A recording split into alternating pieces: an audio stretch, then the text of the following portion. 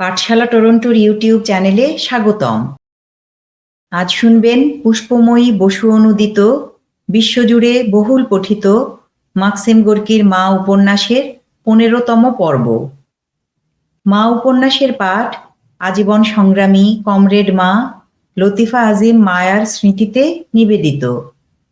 পাঠে আছি ফারহানা আজিম শিউলি। ১৭। চৌকাঠে দাঁড়িয়ে পড়ে মা। চোখে হাতের আড়াল দিয়ে ভালো করে দেখে ঘরখানা। ছোট্ট একটুখানি ঘর, কিন্তু পরিষ্কার, ঝকঝকে, তকতকে। সেটা প্রথম দৃষ্টিতে মার চোখে পড়ে। তরুণী একটি মেয়ে স্টোভের পিছন থেকে উঁকি মারল, তারপর নিঃশব্দে মাথা নুইয়ে চলে গেল। সামনের কোণে টেবিলের ওপর একটা বাতি জ্বলছে। বাড়ির কর্তা টেবিলে বসে টেবিলের কিনারার ওপর টোকা মারছিল। মা আসতে তার দিকে সন্ধানী দৃষ্টিতে চায়। কয়েক মুহূর্ত পরে মাকে ডেকে এনে ঘরে বসায়।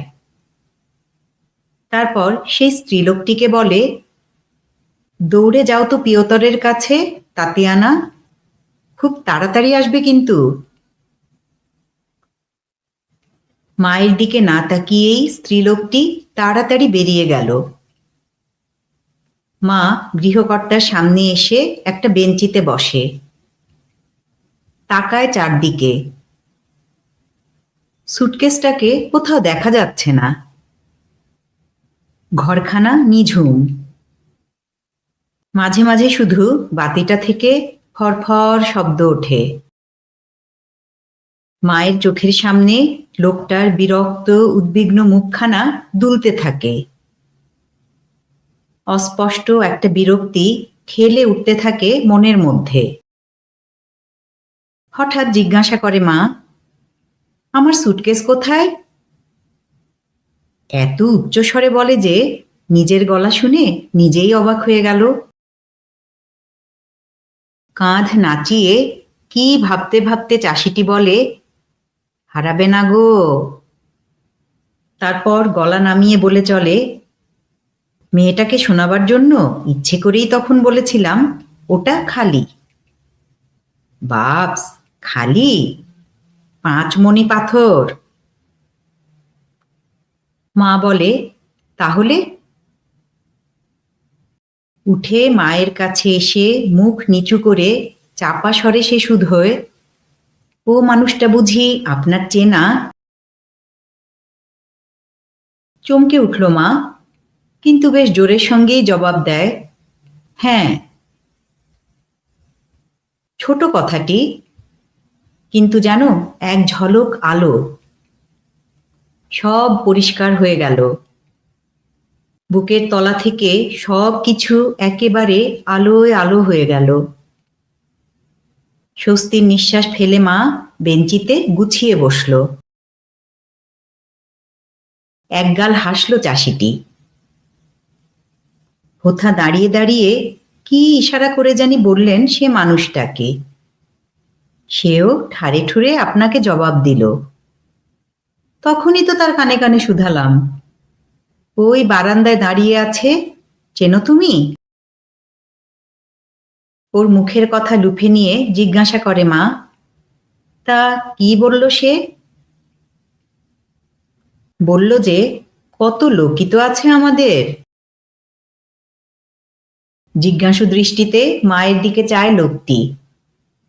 তারপর হাসতে হাসতে আবার বলতে আরম্ভ করে, কি জবরদস্ত মানুষ রে বাবা, কি বুকের পাটা।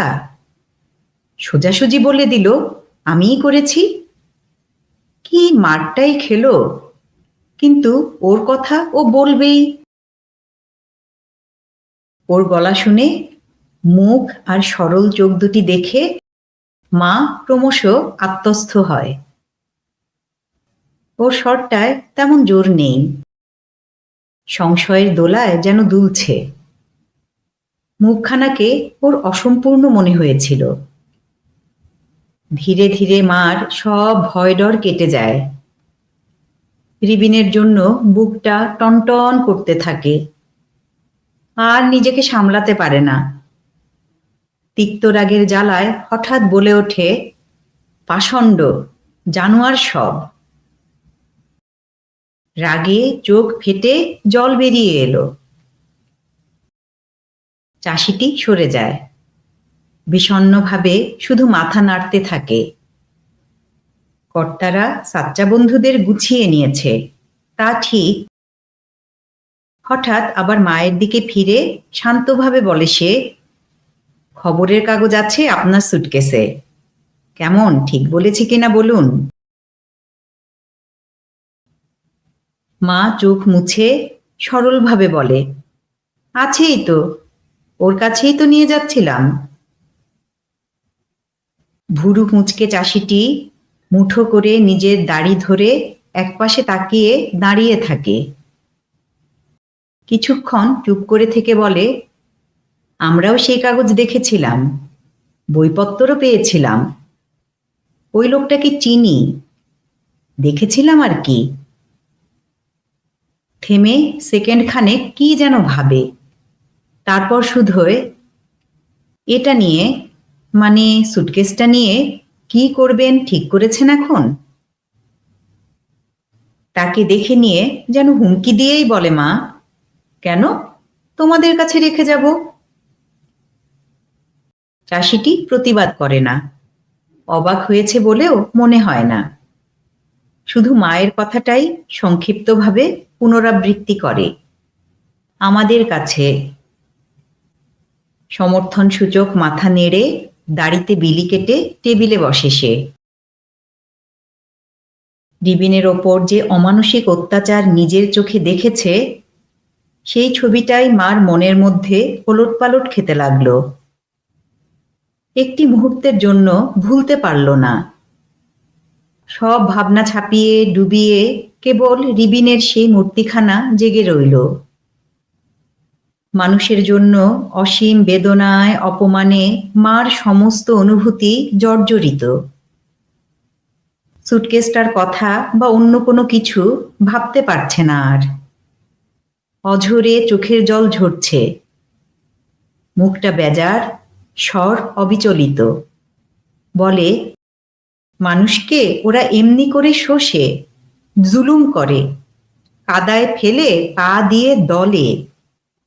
সর্বনাশ হোক, জাহান্নামে যাক ওরা। ভারী জোর, অনেক বেশি জোর যে ওদের, চাষিটি বলে।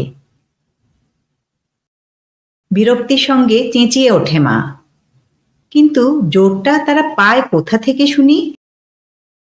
সে তো আমাদের এই সাধারণ মানুষদের কাছ থেকেই পায়। সবই তো আমাদের কাছ থেকেই নিয়েছে ওরা। চাষিটির মুখ উজ্জ্বল, কিন্তু কি যেন এক রহস্যে ভরা। মা চটে যায় দেখে। চিন্তিতভাবে টেনে টেনে বলে লোকটি, চাকা। হঠাৎ চকিত হয়ে দরজার দিকে কান পাতে, নিচু স্বরে বলে, আসছে। কারা? আমাদের লোক মনে হচ্ছে।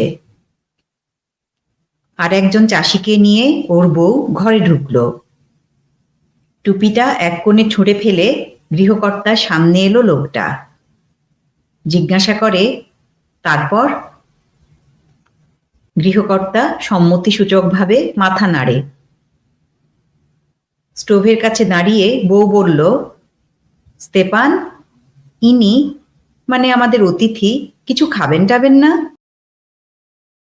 মা বলে, না বাছা, আজ আর খাবো না কিছু।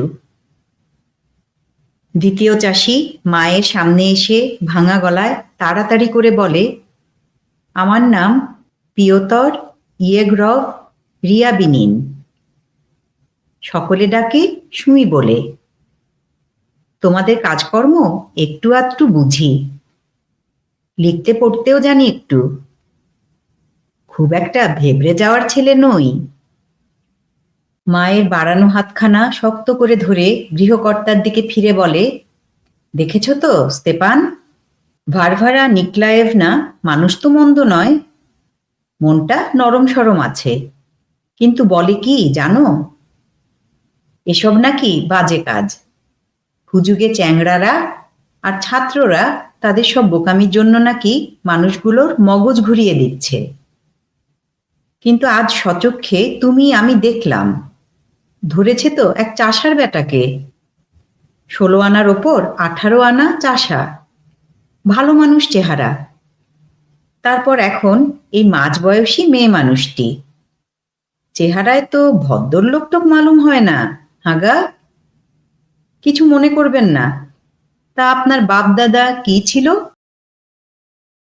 কথাগুলো ওর দ্রুত স্পষ্ট, দম না নিয়ে এক নিঃশ্বাসে বলে যায়। দাড়ির গোছা স্নায়বিকভাবে কাঁপে। দৃষ্টি দিয়ে মায়ের মুখ আর সর্বাঙ্গ তালাশ করে। শত ছিন্ন কাপড় পরনে, মাথার চুলে জটা বেঁধেছে, যেন এইমাত্র যুদ্ধ জিতে শত্রুর নিপাত করে খুশিতে উত্তেজিত হয়ে ফিরে এলো। ওর তেজ দেখে মায়ের বড় ভালো লাগলো। আরো ভালো লাগলো যে ওর কথার মারপ্যাঁচ নেই, মনের কথা সহজ কথায় সরল করে বলে ফেলে। হাসি মুখে ওর দিকে তাকিয়ে ওর কথার জবাব দেয় মা। আর একবার সজোরে মায়ের হাত ঝাঁকানি দিয়ে সে শুকনো খনখনে স্বরে হাসতে থাকে। বলে, এ তো সোজা কথা স্তেপান, চমৎকার কাজ। আমি বলিনি আমাদের সাধারণ মানুষদের মধ্য থেকেই আসছে সব? সেই ভদ্র মহিলা, সে তো সত্যি কথা শোনাবে না তোমাদের, তাতে তার বিপদ আছে যে। ছেদ্দা ভক্তি আমি তেনাকে করি বই কি, বেশ ভালো লোকটি, আবার আমাদের সাহায্য করতে চায়, অবশ্যই খুব বেশি একটা কিছু নয়, একটু আধটু, নিজের ক্ষতি যাতে না হয়। আর আমাদের মতো সাধারণ লোকেরা ক্ষতি কষ্ট তারা জানে না, ভয় ডর নেই, সোজা এগুতে চায়। বুঝলে তো তফাৎটা? সারা জীবন তারা লোকসানের করেই গোনে, সর্বত্র শুধু ক্ষতি। যাবার ঠাঁই, দুটো কথা কওয়ার ঠাঁই নেই। যেখান দিয়েই যাক খালি একটা কথাই শোনে, এই থামো, কোথাও পা বাড়াতে পারে না।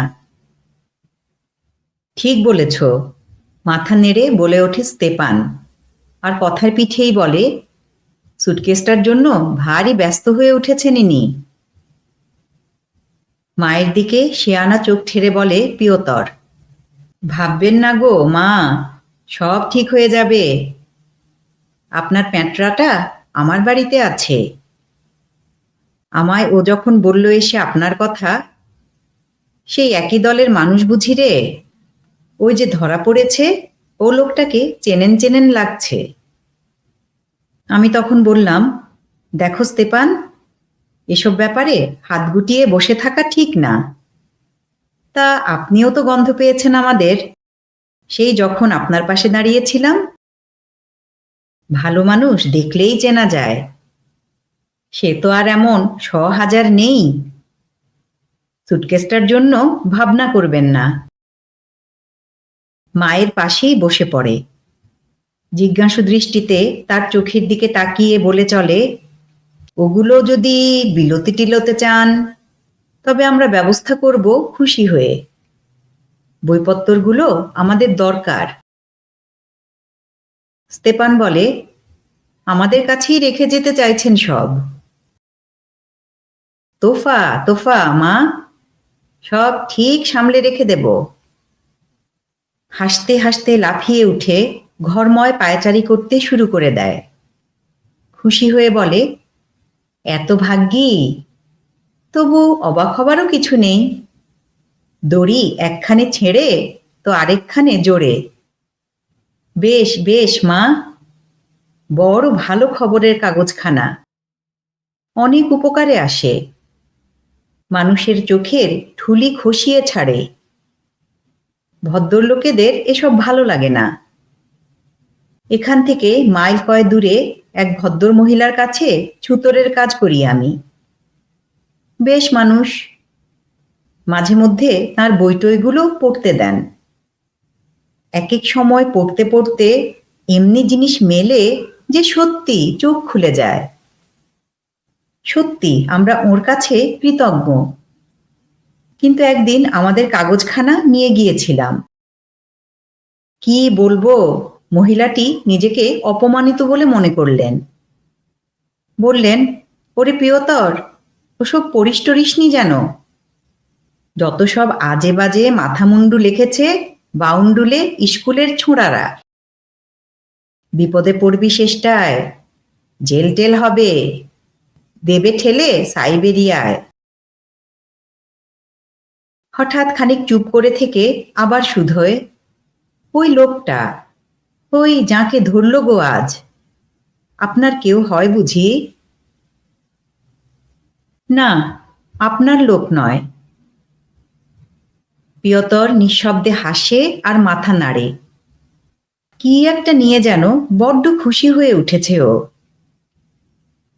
পর মুহূর্তেই কিন্তু মায়ের মনে হয়, রিবিনের বিষয়ে আপনার লোক নয় বলা চলবে না, তাতে যেন নিজেরই অপমান হয়। বলে, ও আমার আত্মীয় নয়, তবে অনেক দিন থেকেই জানি, ঠিক বড় ভাইয়ের মতো দেখি। ঠিক মতো কথা খুঁজে পায় না মা। আবার নিচু স্বরে হুঁপিয়ে কাঁদতে আরম্ভ করে। ক্লিষ্ট স্তব্ধতা ঘরের মধ্যে কিসের সম্ভাবনায় যেন থমকে আছে। মাথা নিচু করে দাঁড়িয়ে আছে প্রিয়তর, যেন শুনছে কিছু। টেবিলে কনুই ভর দিয়ে বসে স্তেপান চিন্তান্বিতভাবে আঙুল দিয়ে টোকা মেরে যাচ্ছে টেবিলটার ওপর। স্টোভের গায়ে হেলান দিয়ে দাঁড়িয়ে আছে ওর বউ, এক দৃষ্টে মায়ের দিকে চেয়ে। সেই দৃষ্টি অনুভব করে মাও মাঝে মাঝে তার দিকে চায়। বাদামি ধাঁচের রোদে পোড়া মুখখানা বউয়ের, বাঁশির মতো নাক, কাটা কোঁদা থুতনি, ফিকে সবুজ তীক্ষ্ণ অভিনিবিষ্ট দুই চোখ। নরম সুরে প্রিয়তর বলে, তাহলে আপনার বন্ধু? একটা চরিত্র আছে মানুষটার। ওর দাম যে কত তা বেশ দেখিয়ে দিয়েছে। একটা মানুষের মতো মানুষ। কি তাতিয়ানা, তুমি না বলেছিলে? তাকে বাধা দিয়ে শুধোয় তাতিয়ানা, বিয়ে থাওয়া করেছে বলেই তার ছোট মুখখানার পাতলা ঠোঁট দুখানি শক্তভাবে চাপে। মা বিষণ্ণভাবে বলে, করেছিল, বউ মরে গেছে। ওই জন্যই অত কেরামতি, গভীর ভরা গলায় বলে তাতিয়ানা।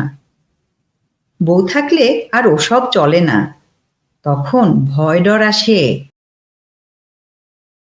প্রিয়তর বলে ওঠে, কি বললে? আমি আমি বিয়ে করিনি বুঝি? ওর চোখের দিকে না তাকিয়ে ঠোঁট বিদ্রুপে বাঁকিয়ে বলে তাতিয়ানা, ওরে বাসরে, কি করছো শুনি? শুধু তো কথার আন্ডিল, আর মাঝে মধ্যে একখানা বই পড়ো।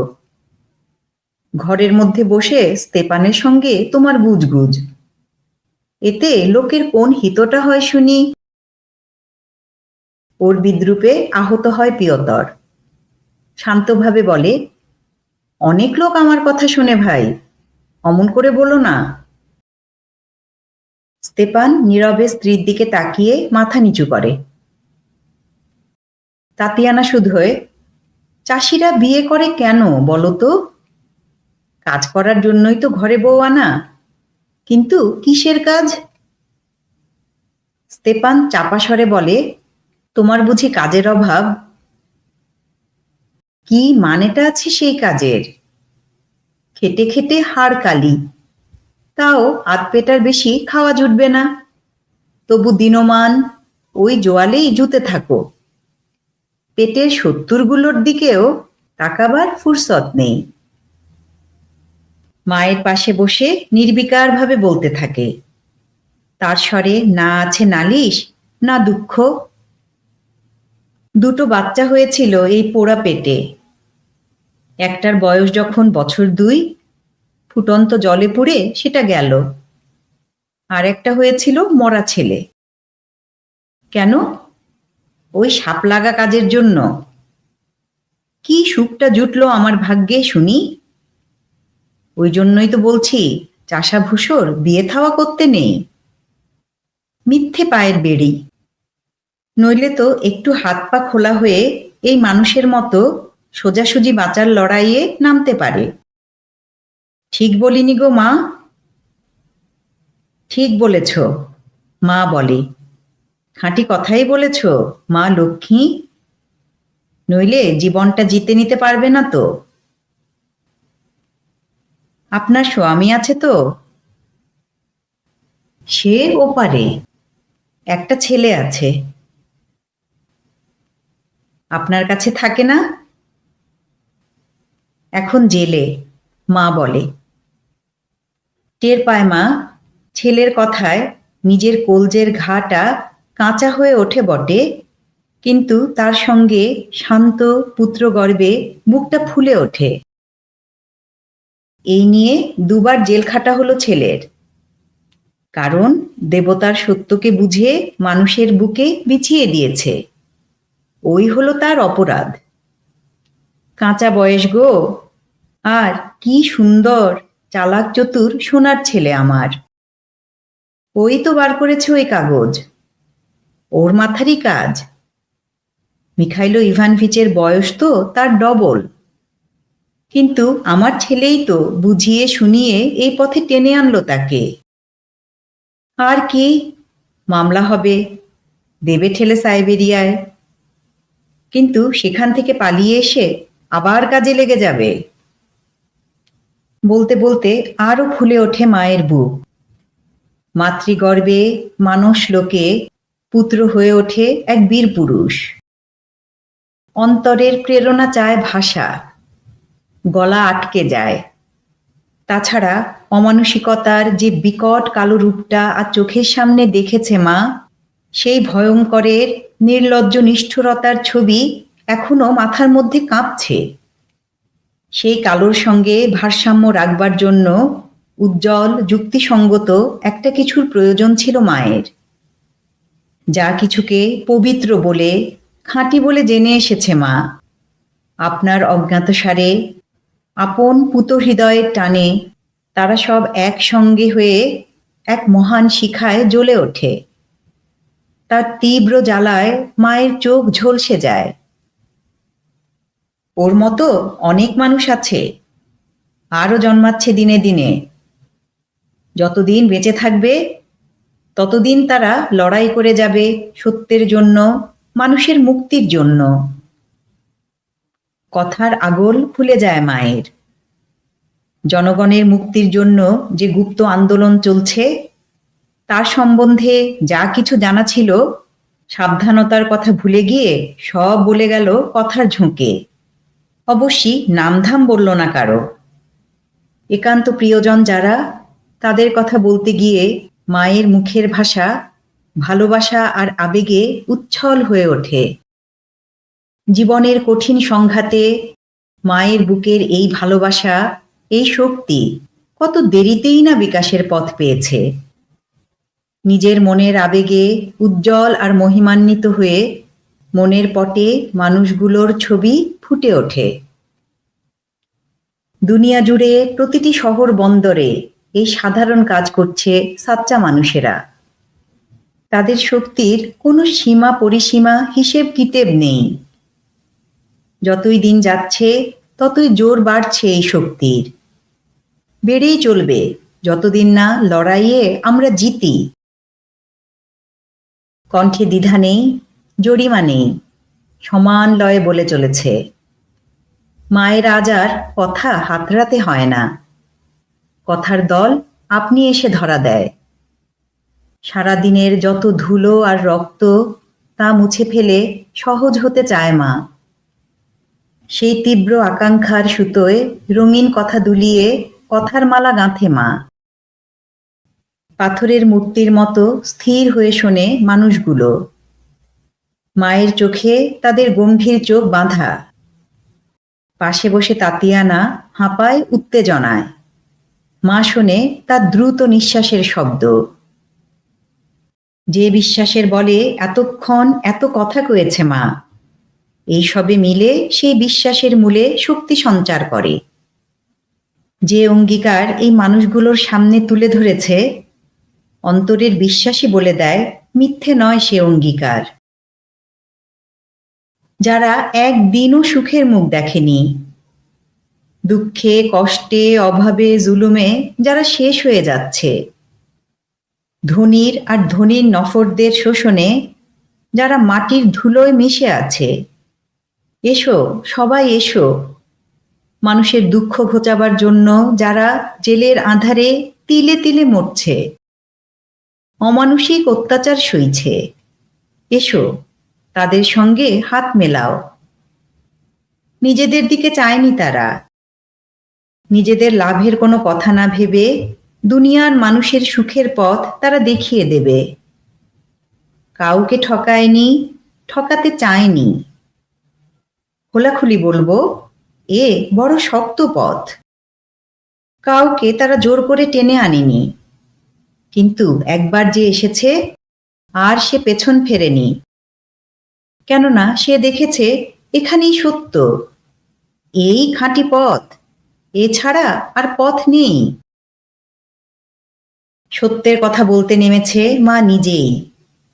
দিন গুনছিল এতদিন। সে কাজটুকু করতে পেরে মা আনন্দে বিহ্বল আজ। ওদের সঙ্গে যেতে ভয় পেও না।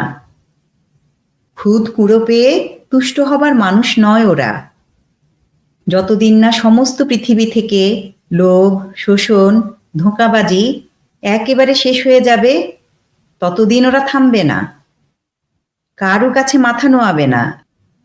শুধু যেদিন সমস্ত জনতা এক হয়ে কণ্ঠ মিলিয়ে বলবে, আমি রাজা, আমি প্রভু, আমাদের আইন আমরাই করব, সে আইন সকলের জন্য সমান হবে, সেই দিন তারা সেই গণরাজের সামনে মাথা নোয়াবে।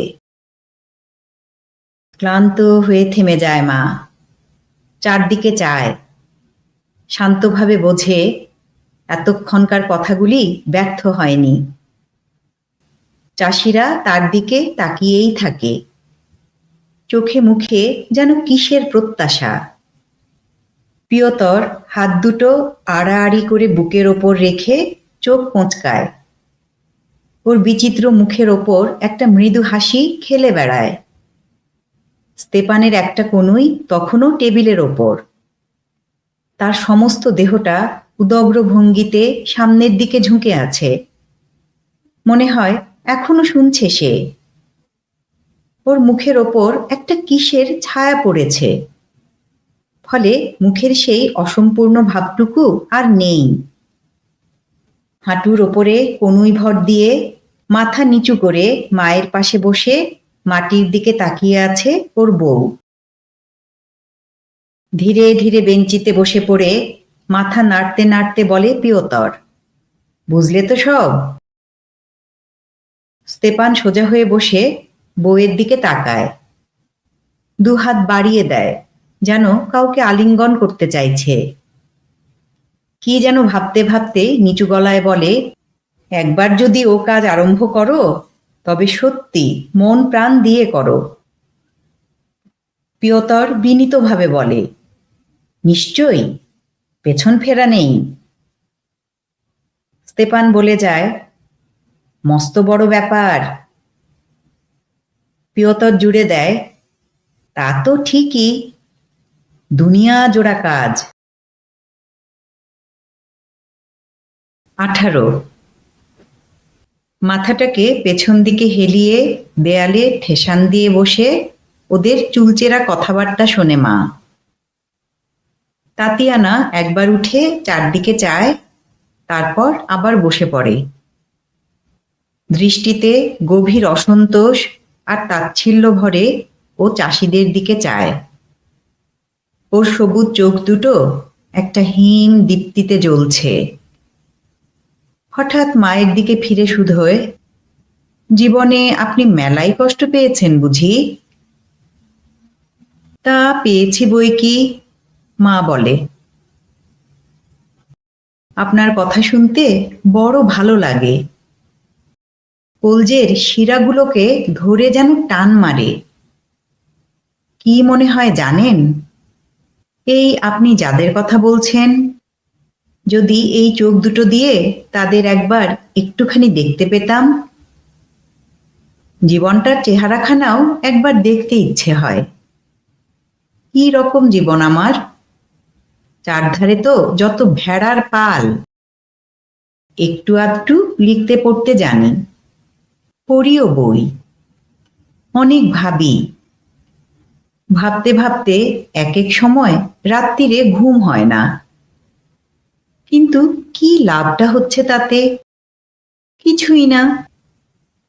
ওইটুকু যদি না করি তাহলে আর কি? খতম। আর ভেবেও বা কি হচ্ছে? আবার খতম, মিছিমিছি। তাতিয়ানার চোখে ব্যঙ্গ। এক এক সময় মনে হয় কথাগুলোকে সুতোর মতো করে যেন কামড়ে কামড়ে ছেড়ে। পুরুষেরা চুপ। জানালার শার্সিতে ঝাপটা মেরে, ছাদের খড়গুলোকে নাড়া দিয়ে, চিমনির মধ্যে কোমল সুরে শীষ দিয়ে হু হু করে বাতাস বয়ে চলেছে। কোথাও একটা কুকুর কাঁদছে। মাঝে মাঝে এক আধটা অনিচ্ছুক বৃষ্টির ফোঁটা জানালায় এসে লাগছে। ঘরের বাতিটা কাঁপতে কাঁপতে এক একবার প্রায় নিভে যায়, আবার উজ্জ্বল হয়ে উঠে স্থির শিখায় জ্বলতে থাকে। আপনার কথা শুনে মনে হয় এই তাহলে জীবনের পথ। আর কি আশ্চর্য জানেন, শুনতে শুনতে মনে হয়েছে আমি তো এ সবই জানি, কিন্তু আগে কখনো কারো কাছে শুনিনি এমনি কথা, আর এমনি ধারণাও ছিল না। ভুরু কুঁচকে ধীরে ধীরে স্তেপান বলে, তাতিয়ানা চলো, কিছু খেয়ে নিয়ে বাতিটা নিভিয়ে দেওয়া যাক। লোকেরা দেখবে চুমাকভের বাড়িতে আজ এত রাত্রির অবধি বাতি জ্বলছে। আমাদের কিছু হবে না, তবে আমাদের অতিথির যদি কিছু হয়। তাতিয়ানা উঠে স্টোভের কাছে যায়।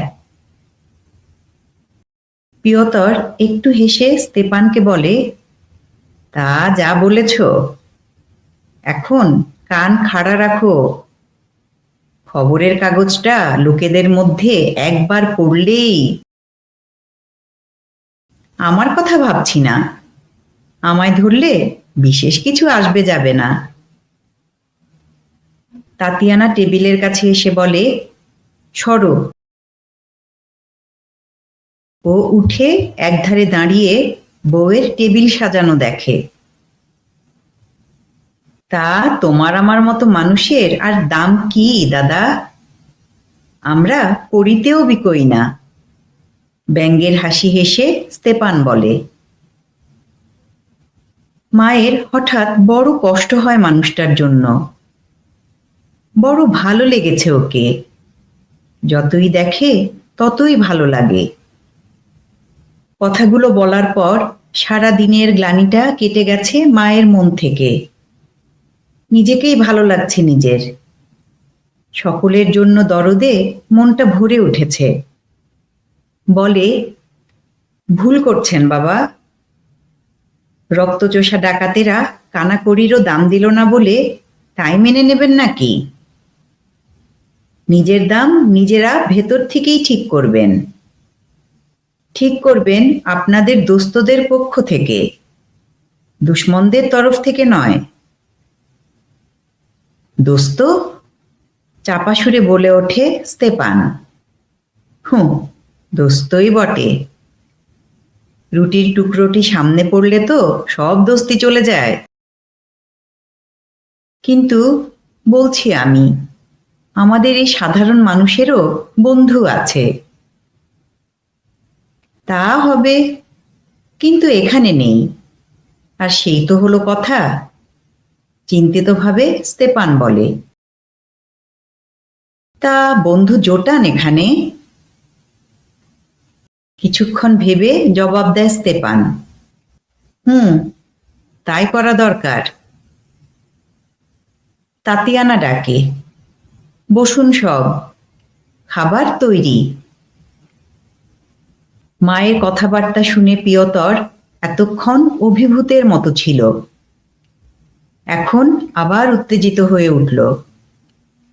বলল, খুব সকালে উঠেই যেতে হবে গো মা, নইলে কোথা দিয়ে কার বা নজরে পড়বে। শহরে যাবেন না, ঘোড়ার গাড়ি নিয়ে পরের ঘাঁটিতে যান। স্তেপান বলে, তা কেন? আমি নিয়ে যাব গাড়ি করে। না, তা হবে না। তারপর যদি শুধোয় মেয়ে মানুষটা রাত্রিরে ছিল, বলবে হ্যাঁ ছিল। তা গেল কোথায় এখন? আমি দিয়ে এসেছি তুলে। তারপর হাঁকবে, তবে শালার তুমি ওর শাকরেদ, চলো শালা জেলে। বুঝলে তো? সাত তাড়াতাড়ি জেলে গিয়ে কি লাভ? সময় মতো হবে সব।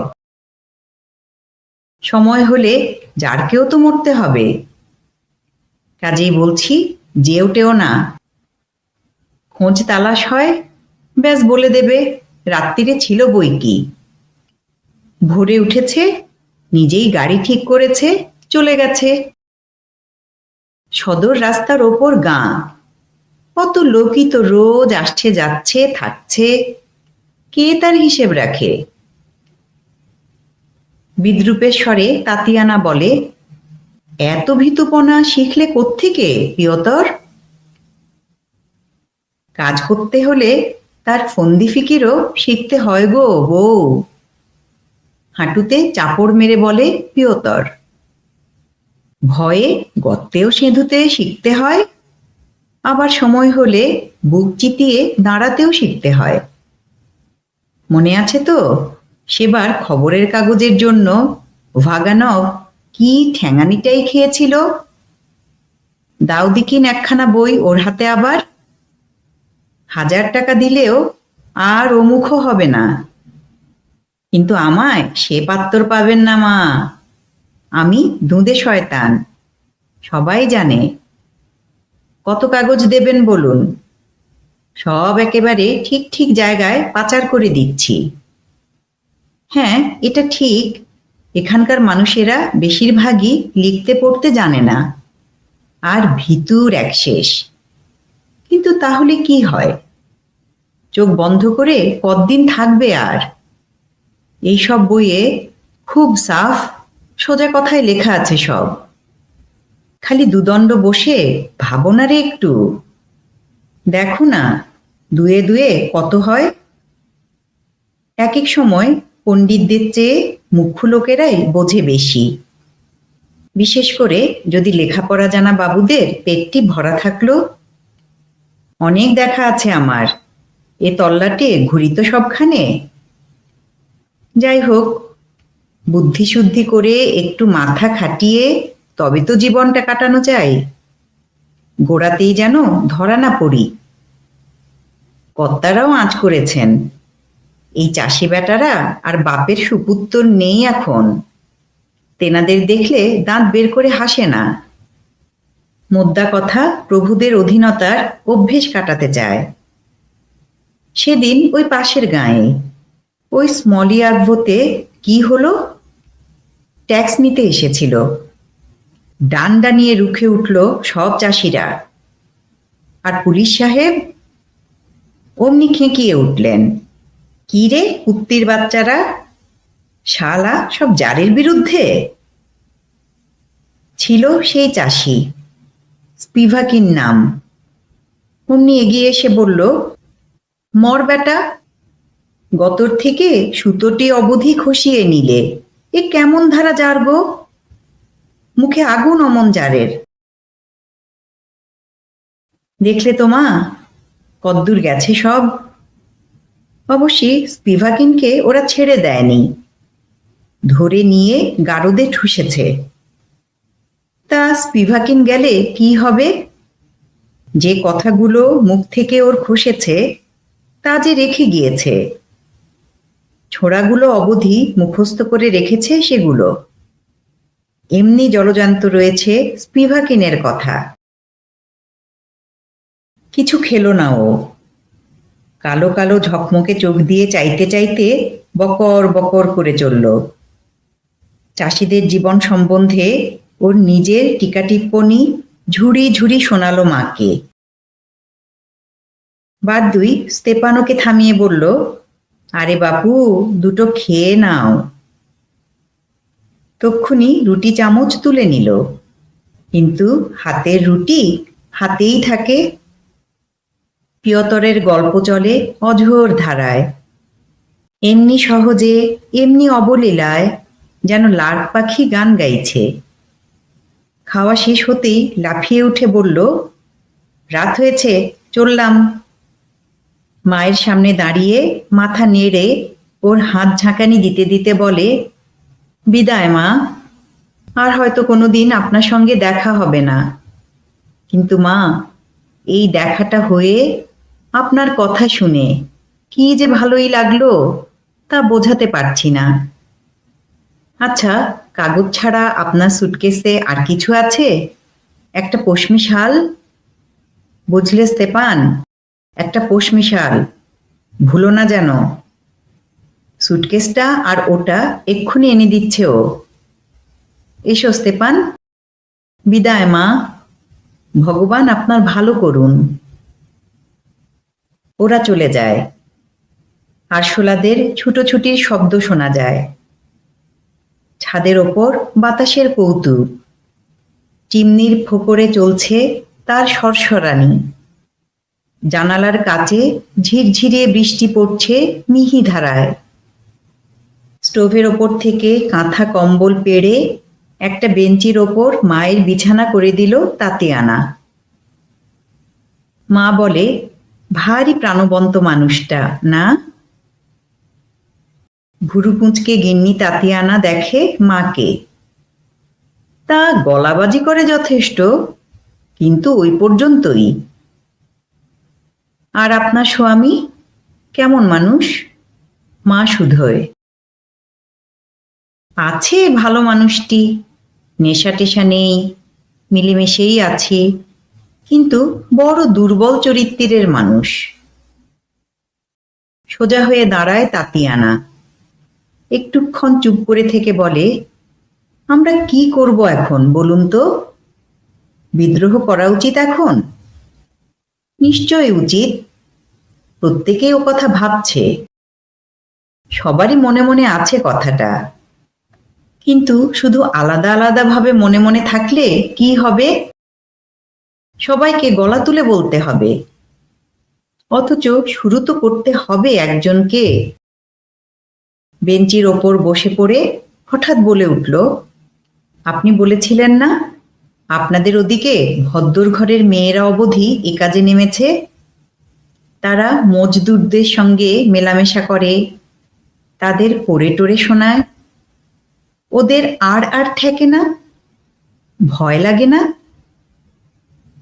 মায়ের জবাব শুনে গভীর একটা নিঃশ্বাস ফেলে তাতিয়ানা। তারপর চোখের পাতা নামিয়ে মাথা নিচু করে মাটির দিকে তাকিয়ে বলে চলে, কোনো কোনো বইয়ে অর্থহীন জীবন কথাটা পেয়েছি, খুব বুঝি ওটার মানে। অর্থহীন জীবন যে কেমন তা হাড়ে হাড়ে টের পাচ্ছি।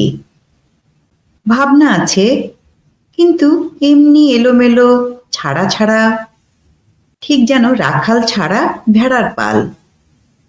গুছিয়ে গেঁথে গুঁথে তোলবার কেউ কিছুই নেই।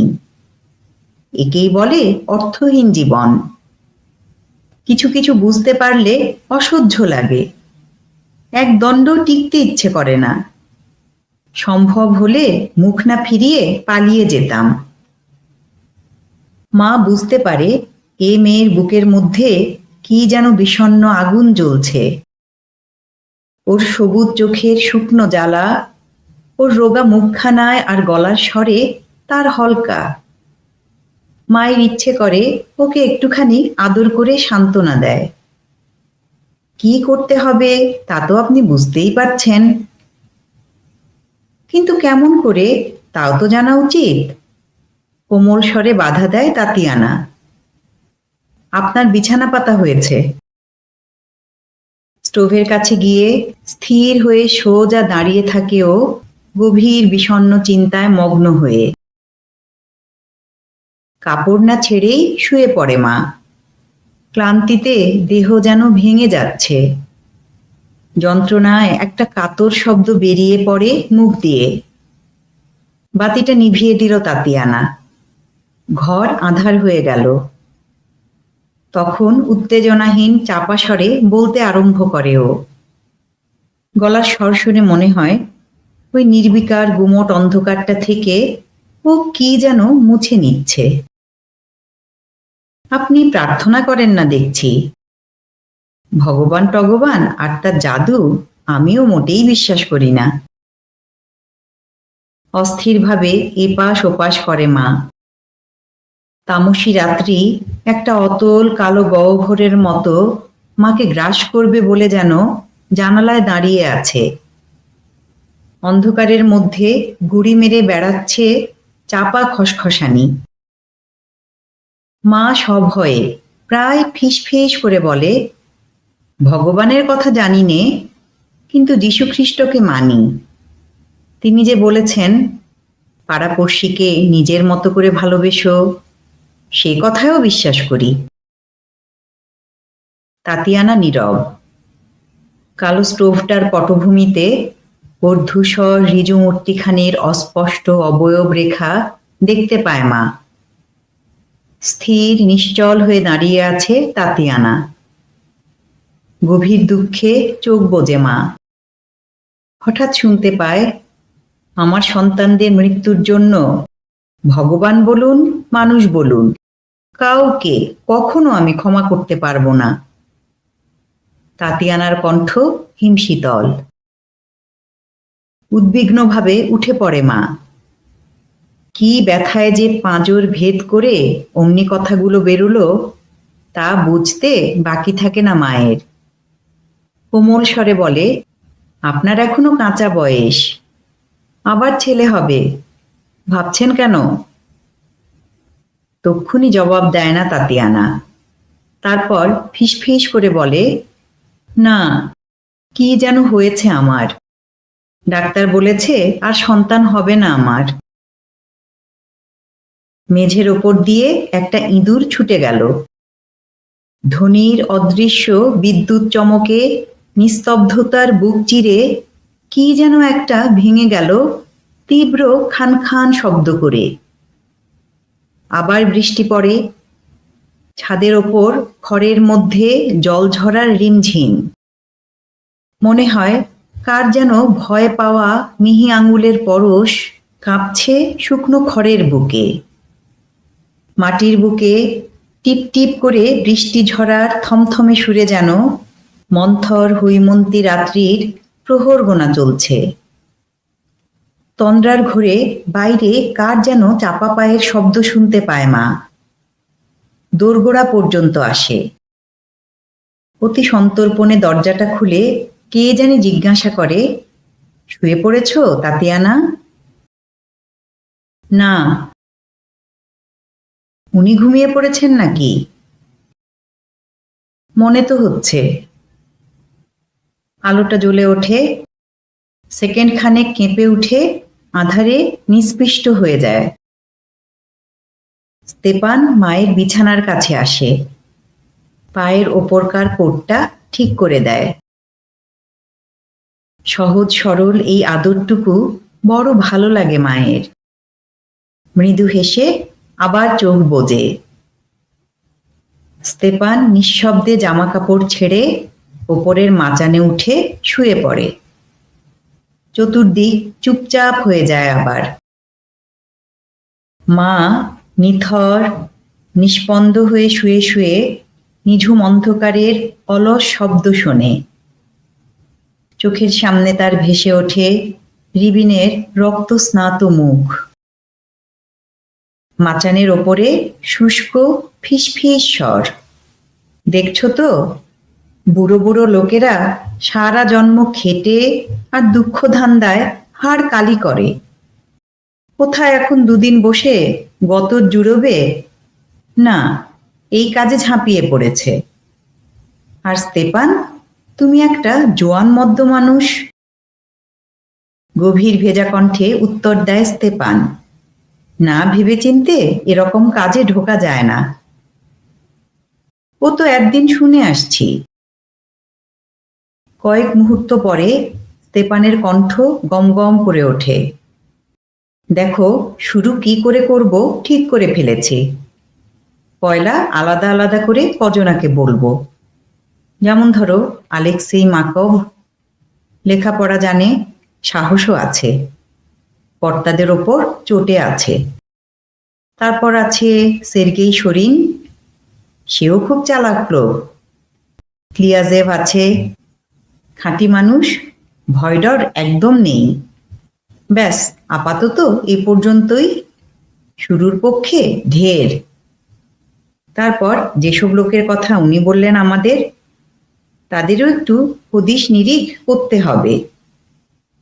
ভাবছি কি জানো, একটা কুড়ুল কাঁধে ফেলে শহরে যাব, যেন কাঠ চেরাই করে উপরি পয়সা কামাতে এসেছি। একটু সাবধানে থাকতে হবে তো এক্ষেত্রে। কি না বললেন উনি, নিজের দাম নিজেকেই ঠিক করতে হবে। সেই মানুষটা, ওই যাকে পুলিশে ধরেছে গো, একেবারে খোদ দুনিয়ার মালিকের কাছে নিয়ে যাও, সেখানেও ব্যাটা ভাঙবে তবু মচকাবে না। হ্যাঁ, শক্ত করে দাঁড়িয়ে আছে। আর শালা নিকিতকা, ওটাও লজ্জা পেল। অদ্ভুত ব্যাপার। তোমাদের নাকের সামনে একটা মানুষকে মারলে, আর যত মরদ সব হাঁ করে দেখলে। আরে সবুর করো, আমরাই যে ওকে ধরে ঠ্যাঙাইনি, এ কি কম ভাগ্যি নাকি গো? অনেকক্ষণ ধরে বউয়ের সঙ্গে চুপি চুপি কি কথা কয় স্তেপান। এক এক সময় এমনি আসতে যে একটি কথাও বুঝতে পারে না মা, আবার এক এক সময় বেশ জোরে জোরে মোটা গলায় বলে।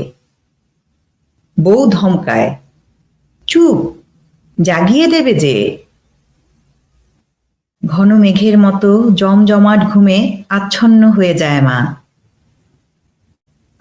তখনও ভোরের আলো ফোটেনি ভালো করে। ঠান্ডা নিস্তব্ধতার মধ্যে গির্জার ঘণ্টায় সবে রাত্রি শেষের তামাটে বোল ধরেছে। তাতিয়ানা মাকে ডেকে তুলে দিল। সামোভারে আগুন দিয়েছি, একটু চা খেয়ে যাবেন। বিছানা থেকে উঠেই বাইরে গেলে ঠান্ডা লাগবে। জট পাকানো দাড়িতে বিলি কাটতে কাটতে মার ঠিকানা শুধোয় স্তেপান। মায়ের মনে হয় রাতারাতি ওর চেহারা অনেকটা যেন ভালো হয়ে গেছে। আগের আধ খ্যাঁচড়া মুখটা যেন এবার সুসম্পূর্ণ হয়ে উঠেছে। চা খেতে খেতে মুচকি হেসে বলে স্তেপান, আশ্চর্য তো। তাতিয়ানা জিজ্ঞাসা করে, কি? না, এই কিরকম করে আমাদের পরিচয়টা হলো? কোনো ঘটানা, কিছু না। মা কি যেন ভাবতে ভাবতে প্রত্যয়ের সুরে বলে, এ সমস্ত কাজ অমনি, ঘটাপটার বালাই নেই। বিদায়ের মুহূর্ত আসে। স্তেপান, তাতিয়ানা ধীর সংযত। কথা কেউই বেশি বলে না, অথচ মায়ের কোথায় কিসে আরাম হবে তাই নিয়ে সবাই অতি ব্যস্ত। হাজারো রকমের কত তাদের চেষ্টা। গাড়িতে বসে মায়ের মন বলে, স্তেপান কাজ আরম্ভ করবে ছুঁচোর মতো অতি সাবধানে, চুপচাপ আর অনলস ভাবে। সর্বদা বউয়ের কথার ধার, তার সবুজ চোখের তীব্র আগুন ওকে চাঙ্গা রাখবে। যতদিন বেঁচে থাকবে ওই সন্তানহারা অভাগী তার মরা ছেলের হিংস্র শোক আর প্রতিশোধের জ্বালা ভুলতে পারবে না। মনে পড়ে রিবিনের কথা, সেই রক্ত, সেই মুখ, সেই জ্বলন্ত চোখ, তার কথা। অমানুষিক বর্বরতার সামনে একটা তিক্ত অসহায়তায় মায়ের বুকখানা কুঁকড়ে ওঠে। সারা রাস্তায় ধূসর দিনের নিষ্প্রভ পটভূমিতে কালো দাড়ি মিখাইলোর মূর্তি রইল সম্মুখের দৃষ্টি জুড়ে। ছিন্ন ভিন্ন অঙ্গের বসন, পিছমোড়া করে হাত বাঁধা, চুল এলোমেলো। যে সত্যের ধ্বজা ও বহন করে চলেছে, সেই সত্যের প্রতি গভীর বিশ্বাসে দীপ্ত আর ক্রোধে দৃপ্ত সেই বলিষ্ঠ মূর্তি। হাজার হাজার, লক্ষ লক্ষ এমনি গ্রাম বিনীতভাবে ধুলোর বুকে মিশিয়ে আছে এই পৃথিবীতে। মনে হয় মায়ের, যেখানে মানুষ ন্যায়ের পথ চেয়ে গোপন প্রতীক্ষায় দিন গুনছে, আর হাজার হাজার মানুষ সেখানে কোনো মতে অনর্থক খাটুনি খেটে ধুঁকে ধুঁকে বেঁচে আছে। কিছুর আশা রাখে না, কোনো নালিশ নেই।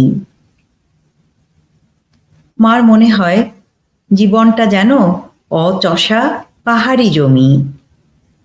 আকুল আশায় বোবা হয়ে কর্মীদের জন্য চেয়ে আছে, আর নিঃশব্দে প্রতিশ্রুতি দিচ্ছে মুক্ত সাচ্চা মানুষকে, এসো, সত্যের বীজ, জ্ঞানের বীজ ছড়িয়ে দাও আমার এই প্রসারিত বুকে। তোমার শ্রমের ধন শত গুণে ফিরিয়ে দেব আমি। কালকের সাফল্যের কথা মনে পড়ে। বুকের মধ্যে শান্ত আনন্দ উছলে ওঠে। সলজ্জভাবে মা সামলে নেয় নিজেকে। পাঠশালা টরন্টোর ইউটিউব চ্যানেলে আপনারা শুনছেন পুষ্পময়ী বসু অনুদিত, বিশ্বজুড়ে বহুল পঠিত মাক্সিম গোর্কির মা উপন্যাস। আজ ছিল 15তম পর্ব। মা উপন্যাসের পাঠ আজীবন সংগ্রামী কমরেড মা লতিফা আজিম মায়ার স্মৃতিতে নিবেদিত। পাঠশালার ইউটিউব চ্যানেলটি সাবস্ক্রাইব করুন এবং নোটিফিকেশনের বেল আইকনটি প্রেস করে রাখুন। পাঠ ভালো লাগলে ও প্রয়োজনীয় মনে হলে বন্ধুদের সঙ্গে শেয়ার করুন। পরের পর্ব শোনার জন্য চোখ রাখুন পাঠশালা টরন্টোর ইউটিউব চ্যানেলে। আজকের মতো বিদায়।